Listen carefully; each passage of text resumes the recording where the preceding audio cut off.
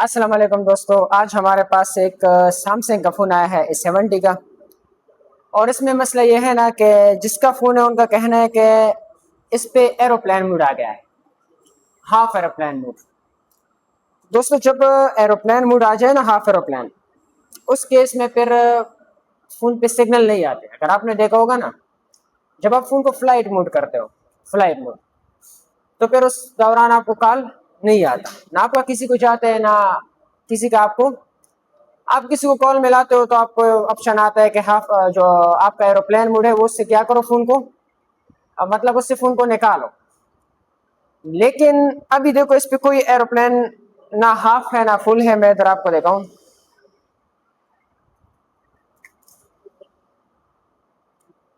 ये फोन की स्क्रीन मैं कोशिश कर दूं कि आपको नजर आए।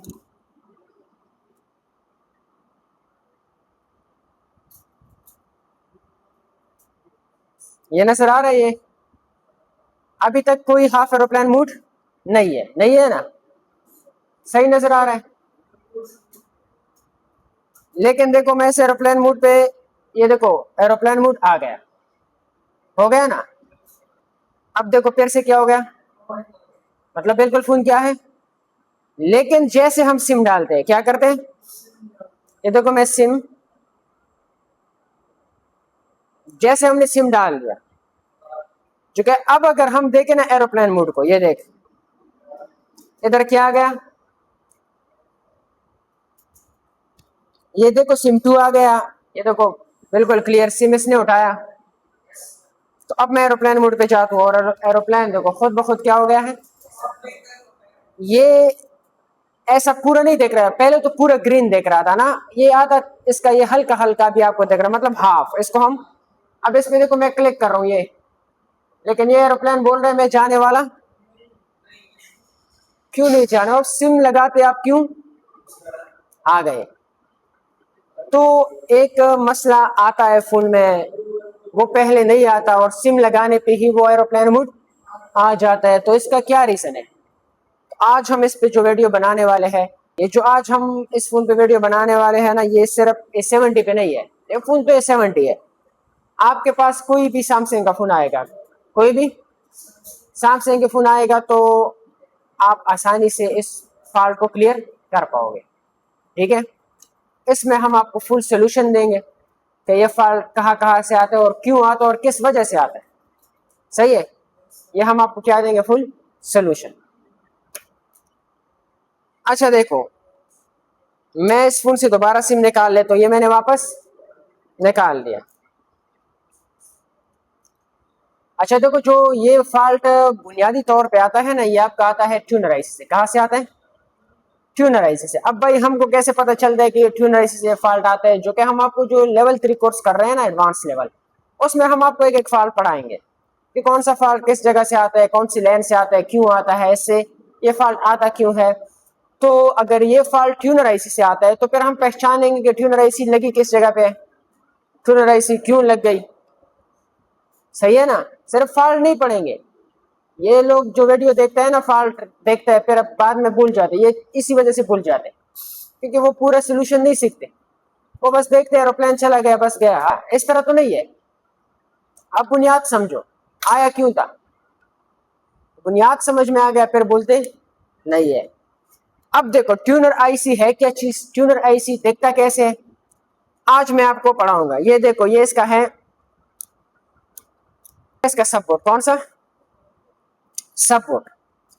आप मुझे दिखाओ कि इसमें ट्यूनर आईसी कौन सा है। ये आपका है ट्यूनर आईसी, कौन सी आईसी, ट्यूनर आईसी। तो सैमसंग बोर्ड में दो भी लगी होती है, एक ये लगी है और एक देखो ये नजर आ रहा है,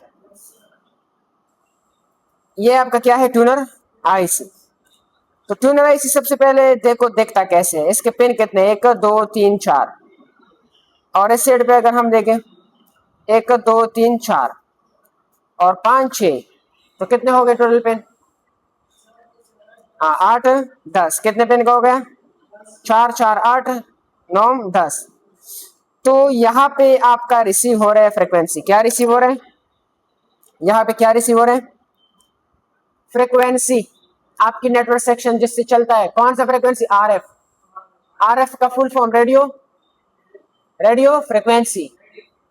बहुत ज्यादा फ्रीक्वेंसी है, एक आरएफ फ्रीक्वेंसी नहीं है। ये डेक को बंद करो। एक फ्रीक्वेंसी नहीं है, फ्रीक्वेंसी बहुत सारी है। तो जो आपका नेटवर्क सेक्शन चलता है वो कौन से सेक्शन पे चलता है? आरएफ। तो ट्यूनर आईसी का काम है आपकी आपका आरएफ फ्रीक्वेंसी को रिसीव करना। क्या करना? रिसीव करना। उसको रिसीव करना, और जो बाकी फ्रीक्वेंसी होते हैं उसको क्या करना? मतलब आरएफ फ्रीक्वेंसी को जाने देना और बाकी फ्रीक्वेंसी को खत्म करना। इसका जो हम लेक्चर पढ़ाते हैं उसमें बहुत कुछ है, मैं आपको अभी आसान बनाने के लिए इतना ही बताया। सही है।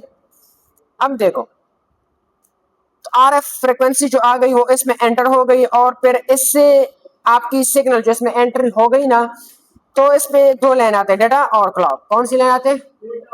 और एक इसमें वोल्टेज की लाइन आता है। कौन सा? वोल्टेज की लाइन। तो अभी तो वो हम पढ़ेंगे इसको, तो अभी हम एक एक पेन को पढ़ेंगे, इसको तो अभी छोड़ेंगे नहीं, वो तो मसला नहीं है। लेकिन इसको ट्रेस कैसे करें? इसको ट्रेस कैसे करें? क्या मसला इससे है या नहीं है? इसको हमने कैसे चेक करना है? तो आपने क्या करना है, ये देखो,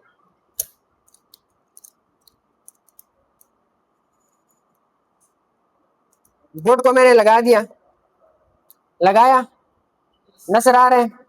इस केस में मैंने बैटरी डिस्कनेक्ट किया, बैटरी कनेक्ट नहीं है। इसकी ये दोनों इधर इसकी वो लगे हैं, व्हाइट पेस्ट लगा है, इसको मैं हटा लेता हूँ। ये नजर आ रहा है? अब नजर आ रहा है? तो व्हाइट पेस्ट को मैं हटाता हूँ और इसको मैं स्क्रैच करता हूँ।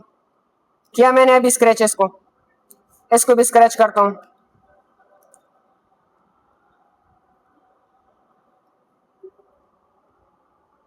क्यों स्क्रैच किया?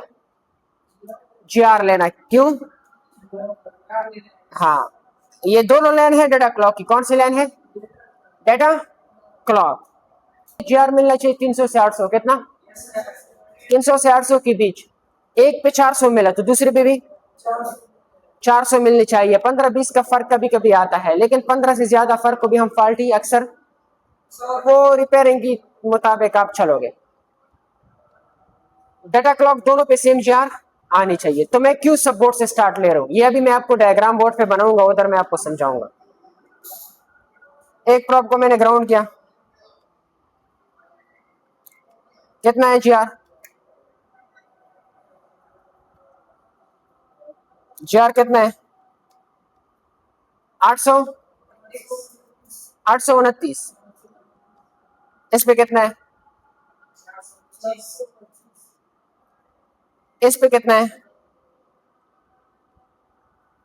829। 829। और इस पे कितना है? 425। लोग यहाँ फंसते हैं। अब 425 को फॉल्टी मान ले या 800 किसको फॉल्टी मान ले? अगर 829 को फॉल्टी मानता है तो क्यों? अगर 425 को फॉल्टी मानता है तो क्यों? मैं बोलूं 829 फॉल्टी, आप बोलोगे ये क्यों? अगर मैं बोलूं नहीं 425 फॉल्टी, आप बोलोगे ये क्यों? क्वेश्चन बनता है ना, क्वेश्चन को क्लियर तो करना चाहिए ना। अब तो मैं बोलूंगा चलो फला फॉल्टी, ये तो मुझे पता है, आपको कैसे पता चलेगा?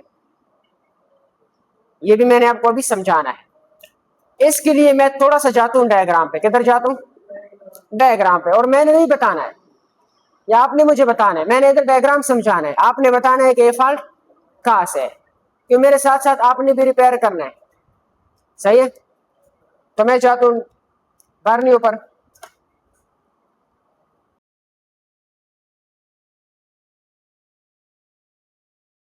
मैंने इस पे क्लिक किया तो ये बोल रहे बिटमैप है, डायोड है, हार्डवेयर सॉल्यूशन है, स्कीमेटिक लेआउट है, थर्मिस्टर है, वोल्टेज है। तो ये तो ना हमको वोल्टेज से मिलता है, वोल्टेज से हमें कोई पता ना, तो हमें थर्मिस्टर से पता चलता है। हमारा काम का और ना तो हमें, हाँ, स्कीमेटिक लेआउट से हमें बिल्कुल पता, लेकिन हार्डवेयर सोल्यूशन से हमें कोई पता नहीं चलता, और बिटमैप से भी हमें पता चलता है।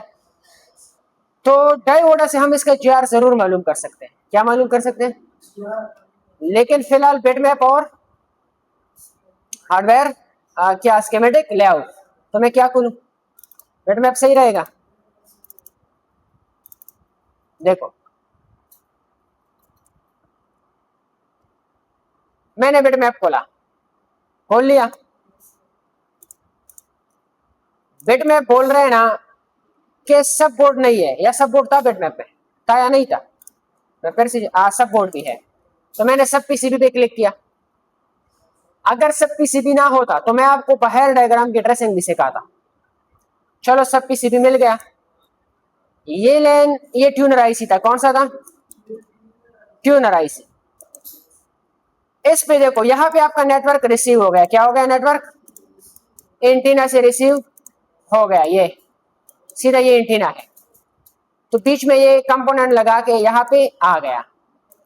यहाँ से ये अगर आप देखो ना, ये क्या लगा है? रजिस्टर। एनसी मतलब नॉट कनेक्ट, लगा ही नहीं है। ये चीज देख लो, ये यहाँ पे, यहाँ एनईटी है, कुछ लिखा नहीं है कि आपकी डेटा क्लॉक की लेन कौन सा है। लेकिन यहां से हमें पता चलता है ये वाला कौन सा था, डेटा कौन सा था। अब देखो कौन सी नंबर पिन से कनेक्ट है? 1 2 3 4 5 6 7 8। तो अगर ये 8 नंबर है, ये भी एनसी है, ये भी एनसी है, तो ये वाला कौन सा है? 7। तो ये कहां से कनेक्ट है? मतलब एक ये और एक ये आपकी डेटा क्लॉक की लाइन है। कौन कौन सी लाइन है?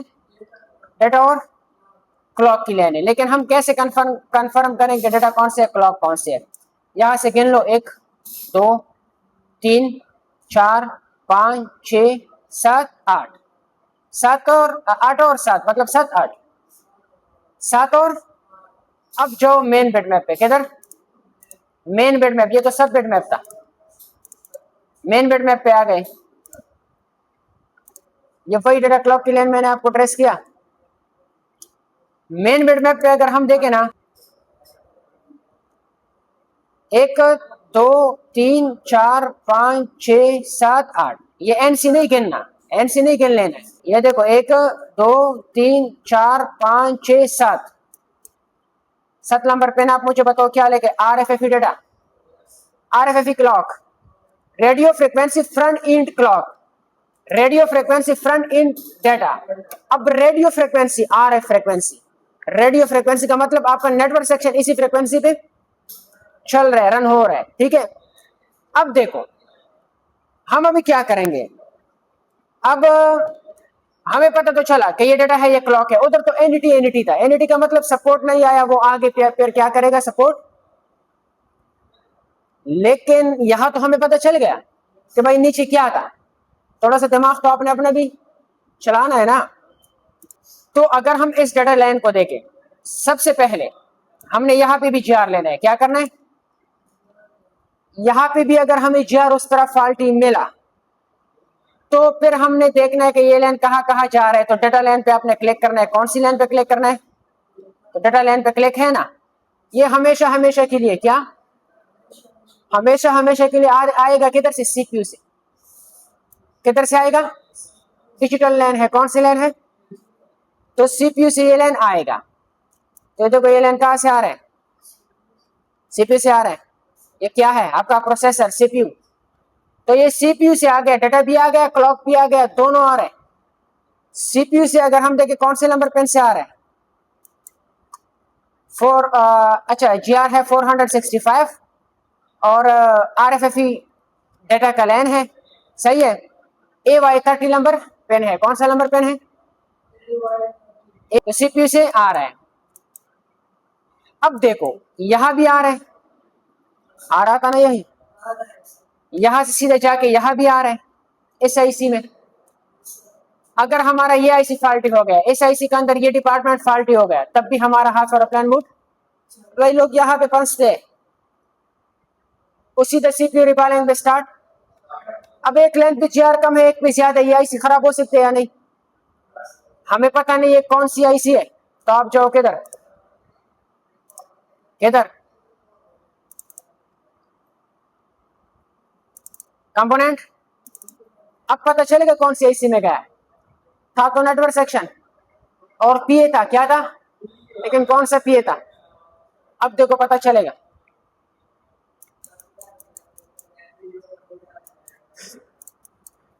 इसमें गया था ना, क्या लेके आए, पावर एम्पलीफायर, नीचे क्या लेके आए, 3G। अब ये जो पीए भी है आपको पता भी है कौन सा है, लेकिन किसी ने अगर समझना है तो भाई बैंड का नॉलेज आपके पास होना चाहिए। किस चीज का, बैंड्स। इंडिया में कौन सी बैंड चलते हैं, अफगानिस्तान में कौन सी चलती है, पाकिस्तान में कौन सी चलती है, तो बैंड से आप बैंड से मालूम कर सकते हो, ठीक है। लेकिन अभी ये पीए में आया है, तो इस पीए में इस डिपार्टमेंट में खराब होने से भी आपको हाफ एरोप्लेन का मूड का मसला।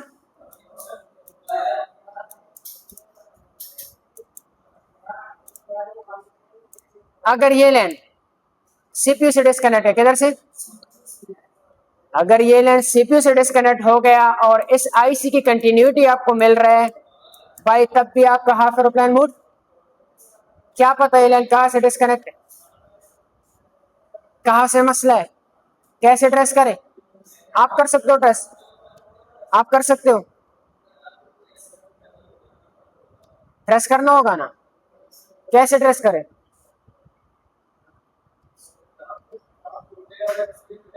नहीं कर सकते, सब कर सकते हैं। आपको मैं क्या बनाऊंगा अभी, डायग्राम। देखो ये लाइन यहां से सीधा आके इस टर्मिनल में कौन से नंबर 7 और 8 नंबर, हम 8 नंबर पे डटा है, और फिर यहां से इस जगह से सीधा यहाँ पे भी, और इससे सीधा नीचे ट्यूनर आईसी पे भी। तो मैं क्या करता हूँ, तो आपको छोटा सा डायग्राम, तो डायग्राम से आज मैं आपको ये भी बताऊंगा कि एक लाइन पे जीआर ज्यादा हो, एक पे कम हो, कम को हमने फॉल्टी मानना है या ज्यादा वाले जीआर को। चलो हम मानते हैं कि हमने कम वाले को फॉल्टी मानना है, लेकिन क्यों, कोई बोले नहीं ज्यादा जीआर फॉल्टी है, तो क्यों, मुझे रीजन भी बताओ ना, फॉल्टी है तो क्यों फॉल्टी है। ये हम किस जगह से डिस्कनेक्ट मान सकते हैं, अगर सीपी से डिस्कनेक्ट मानना है तो कंफर्म कैसे करें, अगर पीए से डिस्कनेक्ट मान ले तो कंफर्म कैसे करें, अगर ट्यूनर से डिस्कनेक्ट मान ले तो कंफर्म कैसे करें, ठीक है। इसके लिए मैं डायग्राम पे चला जाता हूं।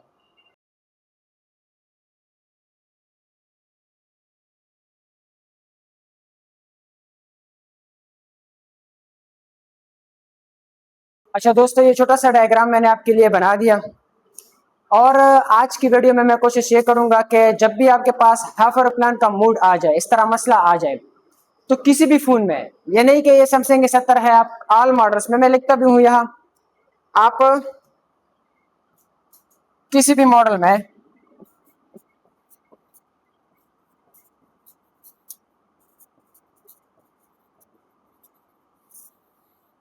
ये क्या है, ऑल मॉडल सोल्यूशन है, क्या है, ऑल मॉडल सोल्यूशन। तो किसी भी फोन में आप इस तरीके से अगर जाए तो ये मसला आप कर सकते हो, ठीक है। तो देखो यहाँ पे जो सबसे पहले फ्रीक्वेंसी आ रही है ना, वो आरएफ फ्रीक्वेंसी आ रही है, कौन सी, आरएफ, ठीक है। तो देखो यहाँ पे कौन सी फ्रीक्वेंसी आ गई, आरएफ। तो आरएफ फ्रीक्वेंसी जैसे इस एंटीना पे, ये एंटीना देख रहे हो, इस एंटीना पे रिसीव हो गई, ये देखो मैंने तीर का निशान भी लगाया, रिसीव हो गई ट्यूनर आईसी में। तो ट्यूनर आईसी का काम यह है कि आरएफ फ्रीक्वेंसी को रिसीव करना और बाकी जो फ्रीक्वेंसी है उसको रोकना, और भी इसका जो काम है जिस तरीके से हम पढ़ते हैं कोर्स के दौरान, लेकिन अभी मैं आपको इतना समझाऊंगा कि आपको समझ आ जाए। इसके बाद ट्यूनर आईसी में कुछ ऐसे कॉइल लगे होते हैं, ये कुछ ऐसे कैप भी लगे होते हैं, ठीक है, कुछ एनसी भी होता है। ये मैंने वैसे आपको बना दिया खुद से, कोई डायग्राम से नहीं देखा मैंने कि मैं, हाँ हाँ, जो ट्यूनर आईसी के आसपास कंपोनेंट लगे होते हैं ना, उसी कंपोनेंट के मैं बात कर रहा हूँ। जिस तरह के ये कॉइल लगे हैं, कैपेसिटर लगे, ये आपके वही जो और फ्रीक्वेंसी उसको क्या करवाते हैं, खत्म करने का काम करते हैं। लेकिन कैसे करते हैं ये हम कोर्स में बहुत अच्छी तरीके से समझा रहे हैं। आज मैं सिर्फ हाफ एरोप्लेन मूड का किस्सा खत्म करूंगा, ठीक है। तो जैसे आरएफ फ्रीक्वेंसी इन हो गई ट्यूनर आईसी में, ठीक है, तो ये मैं हटा लेता हूं। ऐसा नहीं कि कल कोई बोले कि ये ट्यूनर आईसी तो इससे ये पेन तो एनसी था, क्योंकि मैंने वो वैसे आपको समझाने के लिए बना दिया। जो ट्यूनर आईसी को जब आरएफ फ्रिक्वेंसी आएगी तो इसको ऑन करने की जरूरत है या नहीं है? तो सबसे पहले हमने इसको देना है पावर। क्या देना है? पावर। कितना पावर दूं? 1.8 से ऑन हो जाएगा भाई, लोड ज्यादा है। 2.7 सही है। कितना? 2.7 से इसको क्या करते हैं? ऑन करते हैं। ठीक है, तो 2.7 इसको मिल गया इनपुट। अगर ये इनपुट मिस हो गया, अच्छा 2.7 कहां से आ रहा है आपको पता है? कौन बना रहा है वोल्टेज? पावर, एलडीओ वोल्टेज इसको मिल गया। तो 2.7 वोल्ट शॉर्ट हो गया या मिस हो गया तो आपका फोन नो सर्विस पे जा सकता है। सही है, फिर आप ढूंढोगे सेक्शन के कहां पे मसला है। कभी कभी लोग, ये सब बोर्ड की बात मैं करूं, ये पूरा क्या है आपका? सब बोर्ड। कौन सा बोर्ड है?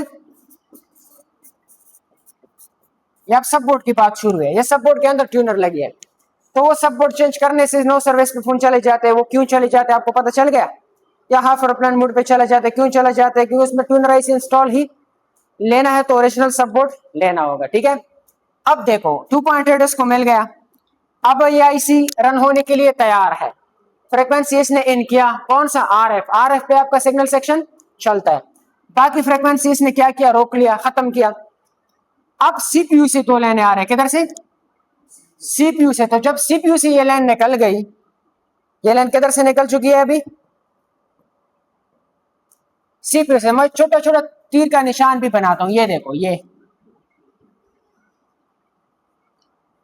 डेटा और क्लॉक की लाइन सीपीयू से निकल गए। तो सबसे पहले ये कौन सा P2B कनेक्टर है? मेन। ये मेन बोर्ड का है, तो मेन बोर्ड पे इसकी एंट्री हो गई। किधर होगी एंट्री?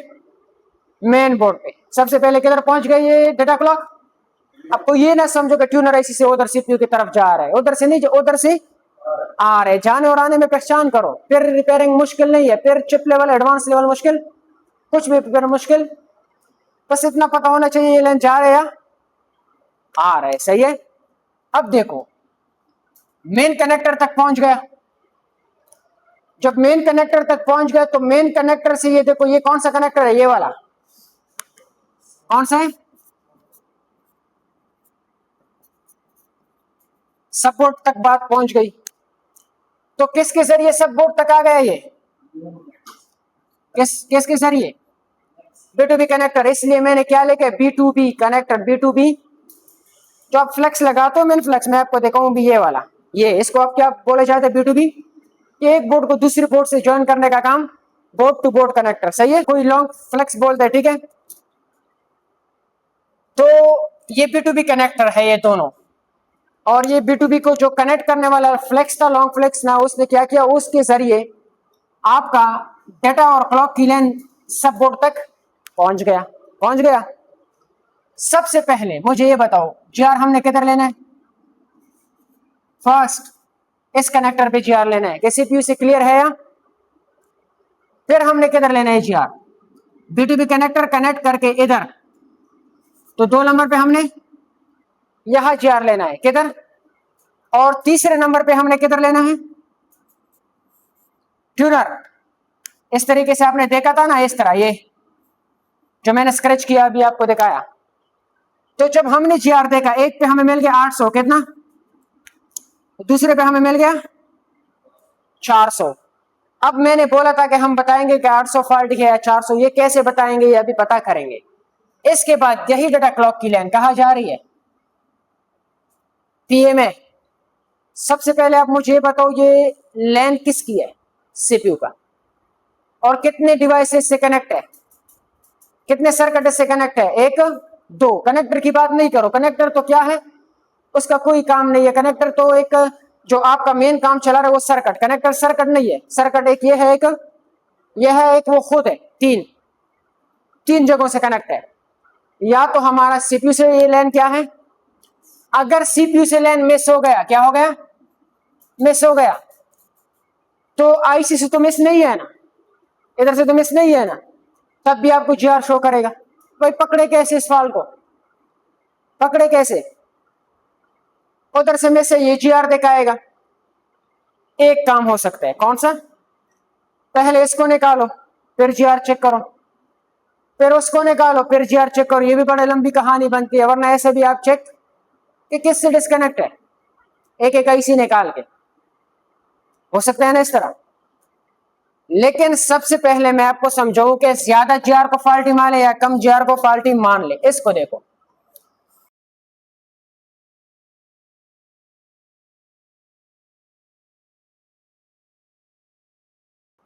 क्लॉक पीएम मैं वैसे लिखता हूं, सीपीयू आपको समझाने के लिए लिखा, उससे रिलेटेड नहीं है, सिर्फ जीआर समझाने की कोशिश कर रहा हूं। आप क्या कह रहे हो, ये लाइन यहां भी कनेक्ट है यहां भी कनेक्ट है, इसका जीआर ज्यादा होगा या कम? 400 मैंने क्या लिखा, 400। यहां मैं क्या लिख दूं, 800। ये क्या है, डिस्कनेक्ट है, क्या है, और वो क्या है?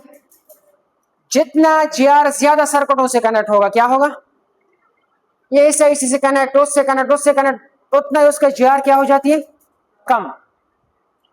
और जितना वो सर्किट से क्या हो जाता है, अलग, लैन डिस्कनेक्ट, उतना उसका जीआर बढ़ जाती है।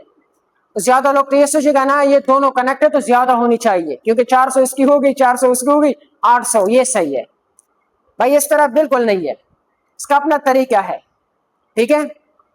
अगर आपका एक लेन ज्यादा सर्किटों से कनेक्ट है तो उसका जीआर उतना कम देखने को मिलेगा, लेकिन अगर वो सर्किट से डिस्कनेक्ट हो गया तो उस लेन का जीआर आपको। अब मुझे ये बताओ, जो 800 है ये फॉल्टी है, 400 वाला फॉल्टी है? 800 वाला फॉल्टी है, पता चल गया ना? अब इतना पता चल गया ना, अब आगे भी पता करना इतना मुश्किल नहीं है। अब देखो, अगर यहां पे हमें 800 मिल गए, कहां पे, यहां पे, एक पे हमें 800 मिल गए, दूसरे पे 400, आप मुझे बताओ 400 वाला ओके माने, 800 वाले, 400 वाले ओके मान ले। तो जब 400 वाले को आपने ओके माना तो 800 वाला तो फिर क्या हो गया, फॉल्टी। इस लाइन को हम फॉलो करेंगे, क्या करेंगे, जो इधर हमें ज्यादा, जिस लाइन पे हमें जीआर ज्यादा मिला था ना, उस लाइन को अभी हम क्या करेंगे, हाँ देखेंगे कि कौन सा लाइन है, ठीक है। और फर्स्ट हमने जीआर यहां पे लेना है, सेकंड हमने जीआर P2P कनेक्टर पे, तो यहां पे ले हमको पता चलेगा। अगर यहां पे भी हमें मिला 800 तो फिर तो भाई बात इसकी नहीं रही, फिर तो बात आगे से खराब है, फिर तो सीपीयू से या यहां से बात खराब है। तो ये पता अब हम करेंगे इतना हमें इधर हमें कितना जीआर मिल रहा है, सही है।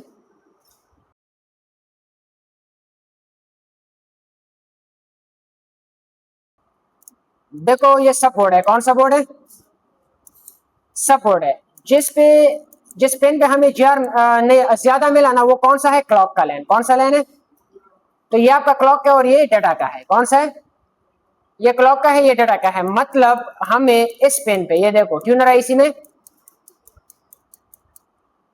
इस पेन पे हमें जीआर क्या मिला, ज्यादा, तो क्लॉक की लाइन पे हमें जीआर क्या मिला, ज्यादा। अब हम क्या करेंगे, जाएंगे मेन बोर्ड पे, आ गए मेन बोर्ड पे। मेन बोर्ड में ये वाला लाइन है, इधर चेक करेंगे जीआर, अगर इधर भी ज्यादा मिला तो आगे मैं आपको गाइड करूंगा कि आप आगे आपने 2 मिनट में फॉल्ट क्लियर कर सकते, कितने टाइम में, बस यहाँ पे सिर्फ चेकिंग करना है बस, ठीक है। अब देखो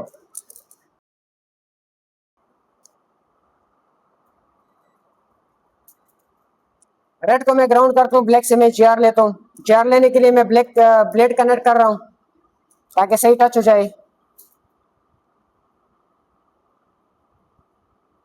1 2 3 4 5 6 7, कितना मिला,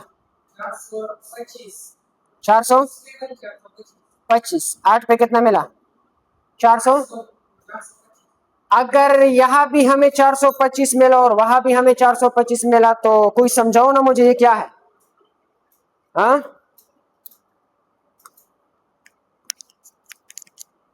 देखो फॉल्ट तो हमें यहाँ पे मिल गया, लेकिन मैंने तो आपको समझाया है, समझाना है, क्योंकि मैंने इतना बड़ा डायग्राम बना दिया, ऐसा तो नहीं छोड़ सकते इस डायग्राम को अभी, तो मैंने आपको समझाना है। इस B2B कनेक्टर पे हमें कितना मिला, ये फर्स्ट नंबर, ये एक मैंने लिखा है ना, इस पे हमें ओके जीआर मिला, क्या मिला, एक पे भी मान लो 436 था, मैं 400 लिखता, एक पे भी 400, दूसरे पे भी तो ये क्या मिला, इसका मतलब इस पीसीबी के साथ जब मैं जीआर ले रहा था सब बोर्ड कनेक्ट नहीं था, क्या कनेक्ट था, एक ये आईसी कनेक्ट था, एक सीपीयू कनेक्ट था। अगर हमारा फॉल्ट इस आईसी के इस डिपार्टमेंट में होता तो हमें यहाँ पे भी 800। इस केस में आप अपने माइंड को मतलब आसान बनाने के लिए आप सीधा ये आईसी निकालो, एक आईसी, अब क्यों सारे निकाल रहे हो, एक निकालो, ये छोटा है ना, इसको निकालो। अगर ये तब भी सही ना होता, मैं तब की बात करूं, अभी बात नहीं करूं, अब नहीं निकालना, अगर ये अभी भी इधर 800 होता तब की मैं बात कर रहा हूं। इस केस में आपने ये क्या करना होता, रिमूव, ये निकालो, फिर चेक करो, अगर स्टेबल हो गया तो फॉल्ट कहाँ था, यहां था ना। लेकिन अगर ये भी आपने रिमूव किया फिर भी 800 होता तो फिर क्या था, फिर तो और कुछ बचा ही नहीं ना, फिर तो और किसी की चीज के साथ ये कनेक्ट ही, भाई सीपीयू रिकॉल करना लास्ट स्टेप है। और ये हाफ एयरप्लेन तो लोग देखते हैं, वो सीपीयू सब बोर्ड चेंज, बस सीपीयू उठाना स्टार्ट।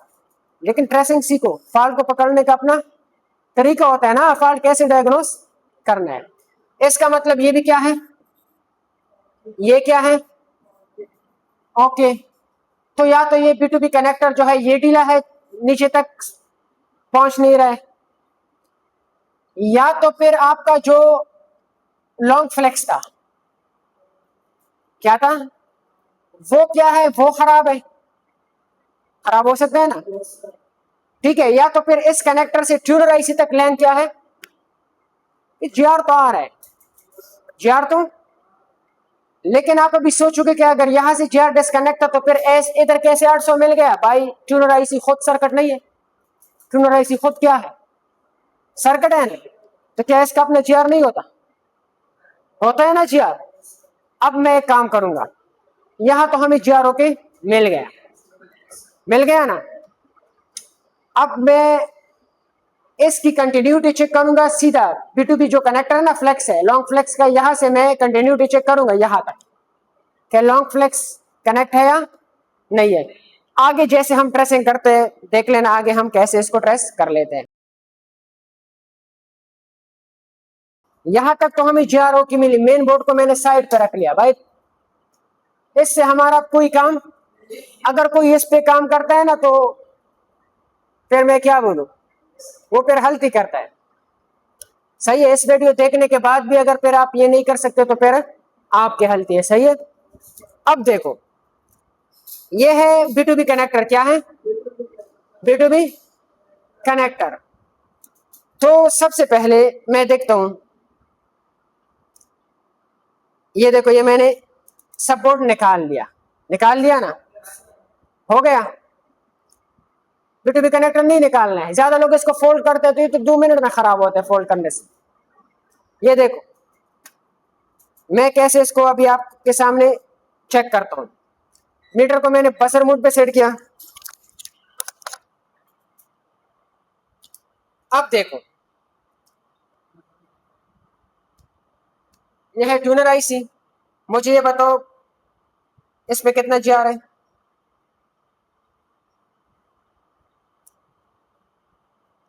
मीटर को 2.5 वोल्ट मोड पे सेट करो। जीआर चेक करना है तो किस मोड पे सेट करो, 2.5 वोल्ट पे। अब शो हो जाएगा, अब हो गया शो, कितना जीआर है, इस पे कितना है 830, इस पे कितना है 800। अब ट्यूनर आईसी बोल रहे हैं मैं क्या हूं, ओके हूं। ट्यूनर आईसी क्यों ओके है, क्योंकि दोनों का जीआर आपको इस तरह आप ट्यूनर चेक कर सकते हो। कैसे ट्यूनर चेक कर सकते हो, ऐसे, क्योंकि मैंने मेन बोर्ड को कहां पे रखा है, साइड पे। मेन बोर्ड कनेक्ट होने पे तो पता नहीं चलता ना जीआरएस का है या ऊपर से। ट्यूनर आईसी क्या है, दोनों जीआर से में, तो ट्यूनर आईसी फिलहाल जीआर से क्या है ओके, जीआर से हमें ओके मिला। लेकिन जैसे हम मेन बोर्ड क्या कर लेते हैं, कनेक्ट, अब कनेक्ट हो गई मेन बोर्ड, मैंने क्या किया कनेक्ट किया। अब देखो अब सही फॉल्ट सामने आएगा, कितना जीआर है 400।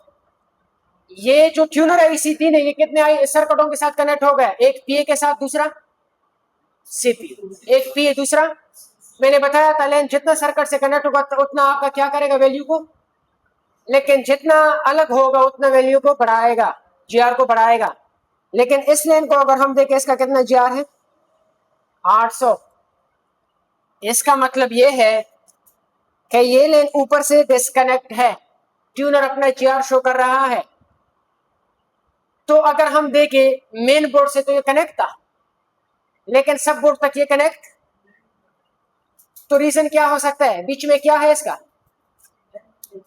बीच में क्या है, लॉन्ग फ्लेक्स बोलो, जो बोर्ड टू बोर्ड कनेक्ट करवाने का काम कर रहा है ये फ्लेक्स है, बीच में क्या है, तो ये क्या है, इसके अंदर का लेन ओपन है। अब इस फ्लेक्स को अगर हम ऐसे देखें तो कोई नजर नहीं आ रहा है कि भाई किधर से आप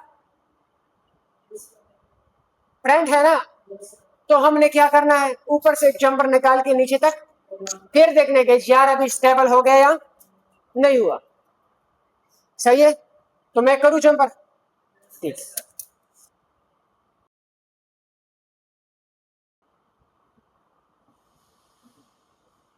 ये वाला पेन है, ये इधर मैं थोड़ा सा ये देख लिया, ये थोड़ा सा स्क्रैच मैंने बोर्ड किया, ये ग्राउंड एरिया, ताकि मुझे पता चले बार बार मैं गिन ना लूं।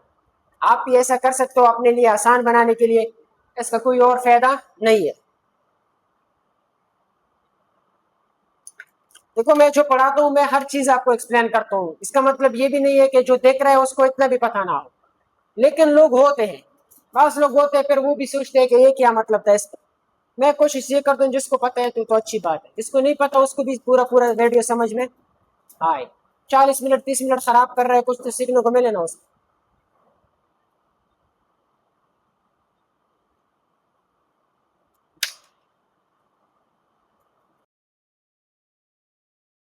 यहाँ पे मैंने जंपर किया दोस्तों, ये देख लो ऐसे जंपर हो गए, ये जंपर ये जंपर से क्या है आपका बोर्ड कनेक्ट है, ठीक है।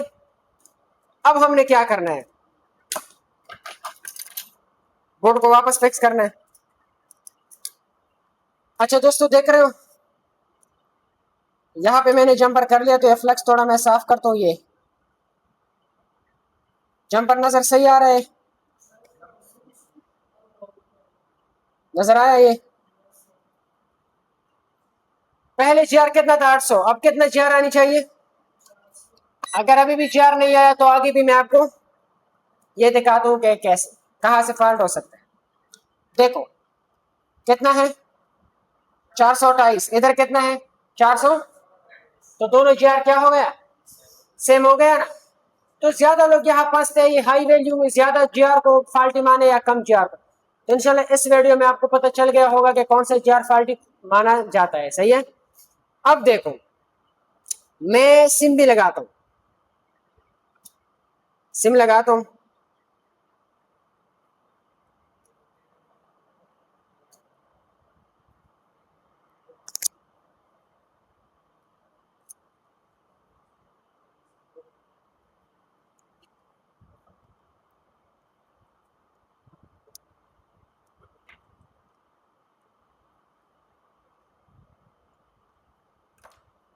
और फोन ऑन हो गया।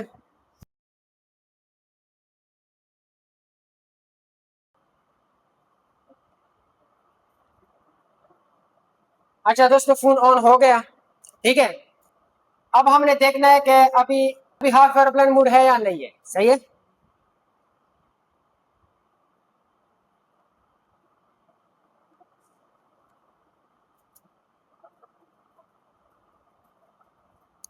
स्क्रीन में सही नजर आ रहा है।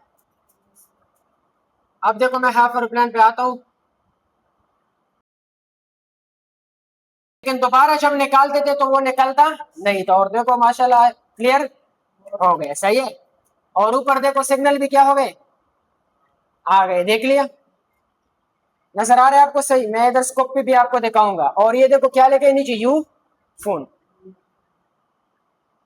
सही है। इधर स्क्रीन पे देखो ये क्या लिखा है, यो फोन, सही है। अब देखो जहाज जो आ रहा था एरोप्लेन मोड, वो भी आपको एक बार यहाँ भी दिखाऊं, ये आ गया एरोप्लेन, नजर आ रहे हैं। अब मैं देखो इससे, ये देखो वापस चला गया, सही है। पहले ऐसा नहीं हो रहा था, पहले अगर सिम ना होता तो आता भी था और जाता भी था, लेकिन सिम लगाने पे फिर ये स्टक रहता। तो ये देखो नीचे यू फोन, फिर से मैं आपको दिखाऊं। तो दोस्तों जैसे आपने देख लिया, मैंने अपने तरफ से पूरा कोशिश किया, अपने तरफ से तो मैंने पूरा कोशिश कर लिया कि मैं आपको समझाऊं ये फॉल्ट। तो आपके पास जो फोन भी आ जाए ना, जो हाफ एरोप्लेन मोड में हो, तो आपको मैंने ट्यूनर आईसी भी समझाया, उसका इनपुट वोल्टेज भी समझाया, और वो कौन सा फ्रिक्वेंसी रिसीव करता है वो भी समझाया। और मैंने कोशिश ऐसा किया कि डाटा क्लॉक की जो लाइनें थी जिससे आपकी ये फॉल्ट आता है, ये कहाँ कहाँ से मिस होने में कौन सा फॉल्ट आता है, ये भी मैंने आपको बहुत अच्छी तरीके से समझाया। और कौन सी वैल्यू, मतलब 1800 या 900 कम को हमने सही मानना है या ज्यादा जीआर को हमने सही मानना है, और इसका रेंज कितना था, कितने से कितने जीआर आनी चाहिए थी। इस वीडियो में मैंने सब कुछ एक्सप्लेन किया है आपको, जो मैं बोल रहा हूँ ये मैंने एक्सप्लेन किया, ठीक है।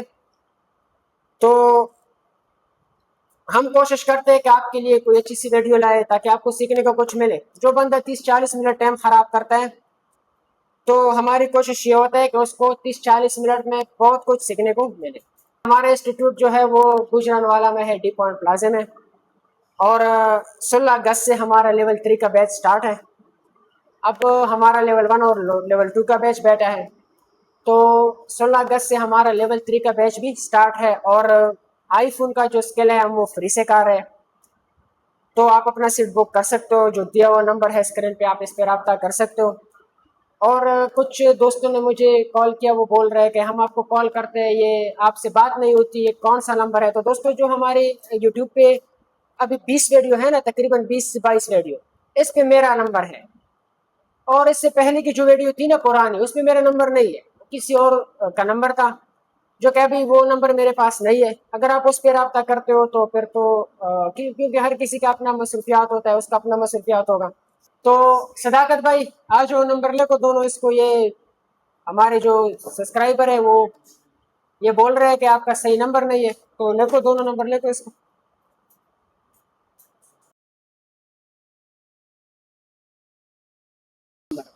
तो ये हमारे अपने नंबर है, दोनों सही है। आप इस नंबर पे भी रब्ता कर सकते हो, उस पर भी रब्ता कर सकते हो। इससे पहले के जो वीडियो पे मेरा नंबर था उस पर रब्ता नहीं करो, अगर मेरे साथ आपने कांटेक्ट करना है तो, क्योंकि वो नंबर अभी हमारा नहीं है, किसी और के पास है। तो इस नंबर पे आप रब्ता कर सकते हो। तो जिसने भी इस लेवल का काम सीखना है, जिसका शौक है कि अच्छा लेवल पे हम काम सीखे, तो आप अपना नंबर बुक कर सकते हो। नंबर मैंने यहाँ भी दिया, और देखो वीडियो पे भी मैंने नंबर दिया है। तो मिलेंगे नेक्स्ट वीडियो में किसी अच्छी टॉपिक के साथ।